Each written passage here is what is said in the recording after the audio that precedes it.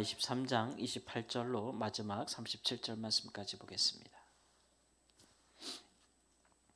열왕기 하 23장 28절부터 마지막 절 37절 말씀까지입니다. 28절 말씀. 요시야의 남은 사적과 행한 모든 일은 유다 왕 역대지략에 기록되지 아니하였느냐. 요시야 당시에 애굽의 왕 바로 느고가 아수르 왕을 치고자 하여 유브라데 강으로 올라가므로 요시야 왕이 맞서 나갔더니 애굽 왕이 요시야를 무깃도에서 만났을 때 죽인지라. 신복들이 그의 시체를 병거에 싣고 무깃도에서 예루살렘으로 돌아와 그의 무덤에 장사하니 백성들이 요시야의 아들 여호아스를 데려다가 그에게 기름을 붓고 그의 아버지를 대신하여 왕으로 삼았더라. 여호아스가 왕이 될 때 나이가 23세라 예루살렘에서 석 달간 다스리니라. 그의 어머니의 이름은 하무달이라 림나 예레미야의 딸이더라.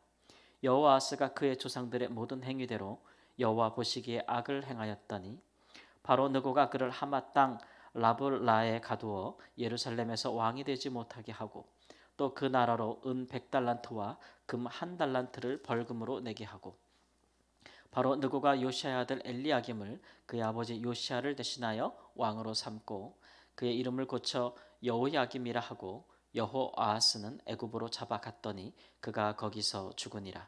여호야김이 은과 금을 바로에게 주니라. 그가 바로 노고의 명령대로 그에게 그 돈을 주기 위하여 나라에 부고하되 백성들 각 사람의 힘대로 액수를 정하고 은금을 징수하였더라. 여호야김이 왕이 될 때 나이가 25세라 예루살렘에서 11년간 다스리니라. 그의 어머니의 이름은 스비다라 루마 부다야의 딸이더라.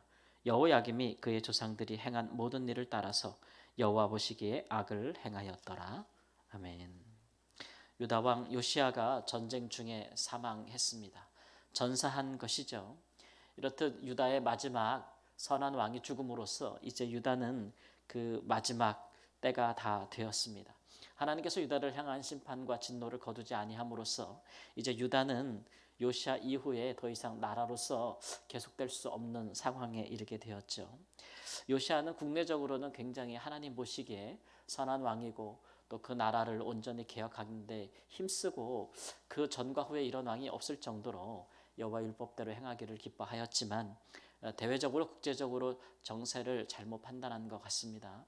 그래서 애굽 왕이 저 북쪽으로 향하여서 바벨론을 치고자 할 때에 또 아수르를 돕고자 하는 일에 그가 개입함으로써 애굽 왕은 본래 처음부터 유다와 전쟁하기를 원치 아니하였지만 그 가는 길목에 그가 이제 자리를 잡고 애굽 왕의 북진을 막음으로써 그 전쟁에서 애굽과 싸워 전사하게 되었다라고 하는 것이죠. 그러므로써 그의 통치는 이제 마감되었습니다. 그리고 나서는 유다는 오늘 말씀에 보는 것처럼 이제 애굽의 식민지배 상태로 들어가게 되는 것이죠. 그래서 애굽의 통제력이 이제 다시 유다를 지배하게 되고 심지어는 요시야 죽음 이후에 이제 백성들이 원하는 왕을 세웠으나 애굽 왕이 그를 패하고 잡아가두고 그가 원하는 다른 왕을 세웠고 결국 그로 말미암아 백성들이 무거운 세금을 또 벌금을 애굽에게 내게 되었고 그런 것들의 11년이 지난 후에 이제 애굽은 멸망하게 되는 것입니다. 유다는 멸망하게 되는 것이죠.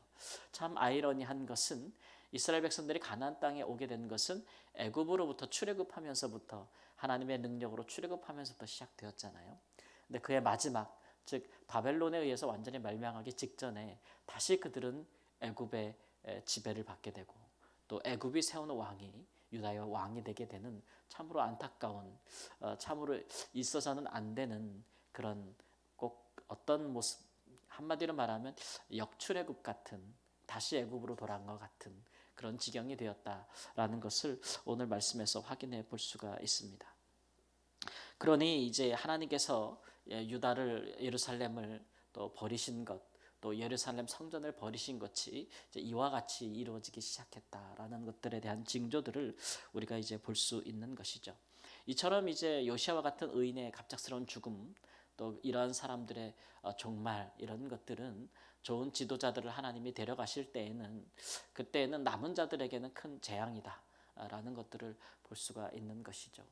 의인의 하나님께서 이제 그 의인이 통치하고 또 의로운 사람들, 하나님을 경외하는 사람들이 어떤 공동체의 나라에 혹은 교회 지도자로 있을 때에는 하나님이 그를 인하여서 하나님의 뜻을 백성들에게 전하기도 하고 또 그 지도자가 또 그 공동체를 하나님 앞에서 또 거룩하고 온전하기 위해서 애쓰기도 하고 힘쓰기도 하면서 그의 살아 있는 동안에는 하나님께서 베푸시는 은혜가 있고 또 하나님께서 심판하신다 할지라도 그것을 또 뒤로 연기하시고 그 시대에 재앙을 보지 않게 하시고 평안케 하시는 은혜들이 있다라는 것입니다. 그러나 이제 하나님이 심판하실 때에는 그런 의인들은 사라지게 되는 것이고 지도자들도 사라지게 되는 것이죠.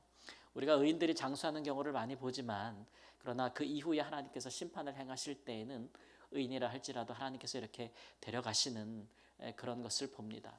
그 자신에게는 그것이 이제 개인적인 종말이긴 하지만 다른 성경에서 말한 것처럼 때로 하나님께서는 의인을 더 큰 진노가 오기 전에 데려가시는 그런 섭리를 보여주기도 하신다라는 것을 이제 말씀에서 우리가 또 이스라엘 역사에서 보기도 하거든요. 그러니까 이런 의로운 통치자들의 죽음이 안타깝지만 그 다음에 일어날 하나님의 어떤 그 또 다른 종류의 어떤 섭리 또 앞으로 어떤 시대가 올 것인가를 미루어 짐작할 수 있는 그런 기회가 되는 것입니다. 때로는 이제 시대적으로도 그렇고 또 어떤 공동체에 또 좋은 통치자가 있을 때도 있고 리더가 있을 때도 있고 또 악한 리더가 있을 때도 있습니다. 때로는 이 좋은 리더가 또 악한 리더가 누구에 의해서 세워지는 것인지도 이제 굉장히 중요하죠. 이 시대에 이제 그 지도자를 세우는 사람들은 주로 이제 백성들이라고 표현되는데 요시아 왕도 그렇지만 국민들이 요시아를 세웠고 요시아가 지은 후에도 그 백성들이 또 여호와스를 세웠다. 이런 모습들은 오늘날에는 이제 굉장히 우리가 이제 민주주의라는 걸 택하고 있기 때문에 국민들이 그 나라의 통치자를 뽑는 것을 우리가 가장 좋은 제도로 오늘날 여기고 있고 권력을 제한하는 것으로 여기고 있지만 성경에서 이제 유다와 예루살렘 특히 이스라엘 백성들 같은 경우에는 왕권을 임명하는 권한이 하나님께 있는 거로 하나님께서 그 왕을 임명하는 것이 처음부터 정해진 바였고 하나님께 마땅히 돌려야 될 권한이었지만 그러나 유다와 예루살렘이 타락하고 하나님의 뜻을 떠난 이후로는 그 누구도 다음 왕을 세울 때 하나님께 묻지를 않습니다. 그리고 그런 일들의 중요한 책임을 맡은 자들이 그런 것들에 대해서 여호와께 구하지도 않고 그러니까 그러면서도 어떤 시대적으로 어려움이 오면 그런 것들에 대해서 이제 하나님께 다 원망하기도 하고 또 불평하기도 하는 것들을 이제 보게 되는 것이죠. 하나님께 속한 마땅한 것들을 우리가 하나님께 돌리지 않으면서 또 하나님께서 어떤 책임과 우리를 향한 의무에만 대하면 우리가 요청한다면 그것은 하나님과 그 백성들 간의 온전한 관계라고 할 수 없다라는 것을 오늘 말씀에서도 한번 유다의 마지막에 우리가 되새겨 볼 수 있는 말씀이고 백성들이 그 원하는 자로 지도자를 세운다고 해서 그 지도자로 인하여서 그들이 평안을 항상 누리지는 못한다라는 것들도 다시 한번 확인해 볼 수가 있는 것입니다. 따라서 우리는 우리 시대에 성경에서도 이제 사도 바울도 디모데 전서에서 그런 말씀을 하지만 항상 우리 시대에 다스리는 자들을 위하여 기도할 것이다. 특별히 바울이 이렇게 말할 때에는 그 시대에 다스리는 자가 로마 황제가 아니었겠어요? 기독교를 또 핍박하고 하나님을 알지 못하는 또 자기 자신을 주로 그렇게 신으로 자처하는 자가 통치자로 있을 때라도 그들을 위해서 기도하라라고 하는 것이죠. 그들이 하나님을 알지 못할지라도 하나님이 일반적으로 세상에 베푸시는 은혜가 있고 또 세속적인 권력자라 할지라도 하나님의 주관하실 능력이 있기 때문에 그를 하나님께 의탁하여 기도하는 것이 믿는 자들에게도 유익이 되고 평안이 될 것이다 라고 하는 것입니다. 그러므로 권력자들이 누구에 의해서 세우든지 간에 우리가 기도할 것은 그 권력자조차도 하나님의 통치 아래 있다는 것을 믿는 사람들이 항상 믿고 우리 시대에는 하나님께 평안을 구할 것이라 고요하고 단정한 중에 우리가 하나님을 섬길 수 있도록 구하는 것도 믿는 자가 기도할 때 가장 먼저 해야 될 것이라고 말씀하고 있습니다. 오늘 아침에도 우리가 많이 기도할 것들이 있지만 그러나 우리가 특별히 도고함에 있어서는 먼저 나라의 통치자들과 또 나라를 다스리는 자들과 각 공동체의 교회의 또 가정의 사회의 지도자들을 위해서 그들이 하나님 앞에서 또 하나님이 그들에게 베푸실 은총을 위하여 우리가 간구하면서 이 나라에 평안이 있기를 다시 한번 기도하는 이 아침이 되기를 우리 주 예수님의 이름으로 축원합니다. 아멘.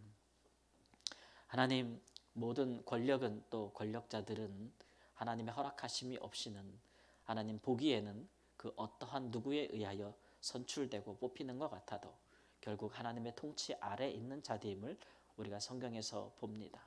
하나님께서는 하나님 그 시대를 다스릴 지도자들을 세우기도 하시고 심기도 하시며 뽑으시기도 하시고 파멸하기도 하시고 한 나라를 세우기도 하시며 멸하기도 하시는 분임을 오늘 역사를 주관하시는 하나님을 이스라엘 역사에서 우리를 통하여 보게 하여 주십니다.